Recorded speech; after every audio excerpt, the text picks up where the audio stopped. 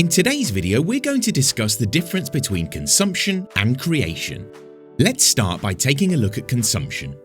We all consume things, and it's not my intention to shame people who do. Consumption can be in many forms: physical items such as the food, clothes and gadgets we buy, or intangible content we consume, the TV shows we watch, the music we listen to, or the social media we view. While some products we consume need to be paid for, clothes and food for example, others might be free at the point of use, YouTube videos or Instagram posts being examples. Although we might not be exchanging our money for them, we are giving them our attention and time. My point here is that we always exchange something for the things we consume. It might not be money, but time that could be spent elsewhere, such as on our own business or fitness goals.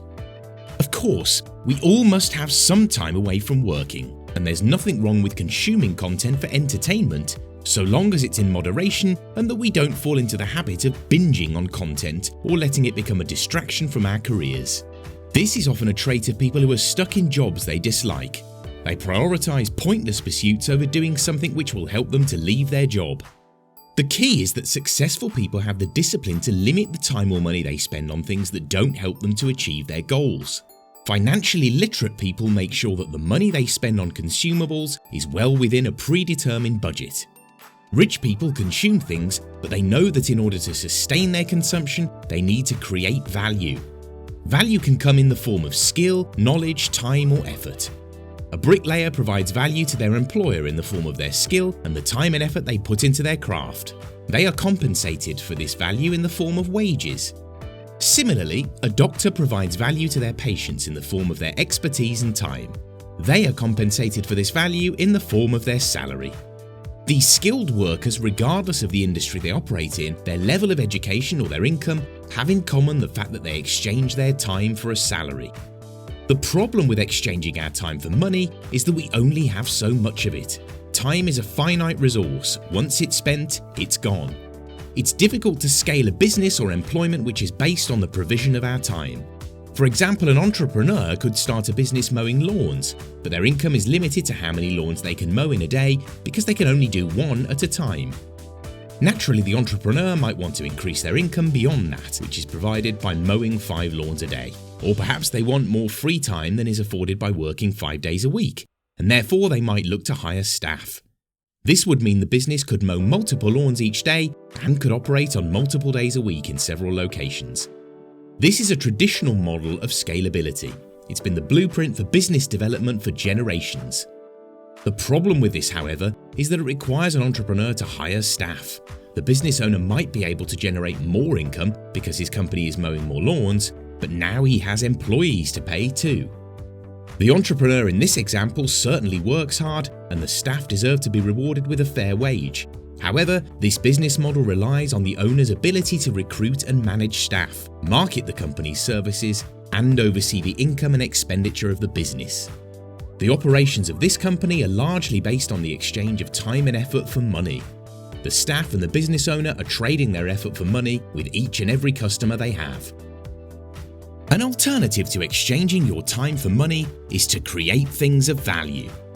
This could be any number of consumables. You might automatically think of creating products such as clothes or artwork, but it can be even simpler than that. Yes, you could be a fashion designer or a sculptor and create things which people want to spend money on, but these examples still require the input of resources, such as time and materials. Let's look at the creation of value in forms which can be replicated with limited marginal costs. If you've watched our video on passive income streams, you'll know that here at the Mindset Masterclass, we teach you the importance of creating income-generating assets, which put money in your pocket without you having to lift a finger once they're set up. This type of income is called passive income and is distinct from active income, which is where you exchange your time and effort for a paycheck, such as in our lawn mowing example. An entrepreneur could provide any number of examples of value, but the most successful entrepreneurs know that in order to achieve the freedom to work as few hours as possible while still making as much money as possible, they need to find a way to automate the service they provide. Despite what the fake gurus tell you, there are 0 ways to build passive income without putting in at least one of the fundamentals: money, time, or effort at the beginning. But the beauty of passive income is that once your income-generating asset is created, it requires little to no effort to maintain, so you can spend your time doing other things while the money rolls in. One great thing about the internet age is that the replication of digital content is limitless. For example, decades ago, a fledgling self-publishing author might cautiously order just 300 prints of their book because they're limited by budget. But now that same content creator can write a book, publish it as an ebook, and sell it to 1 million readers at no greater upfront cost than if they had sold just one copy.